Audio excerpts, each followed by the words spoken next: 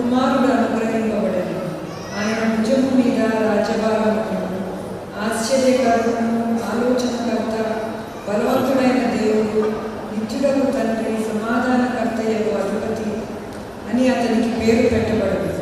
ఇది మొదలుకొని మితి లేకుండా దానికి వృద్ధియు క్షేమము కలిగినట్లు సర్వకాలము దావీదు సింహాసనము రాజ్యమును నియమించు.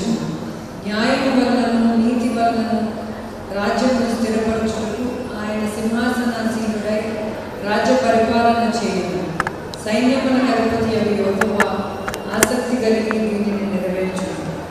దేవుడు ఈ వాక్యమును దీవించుగాక.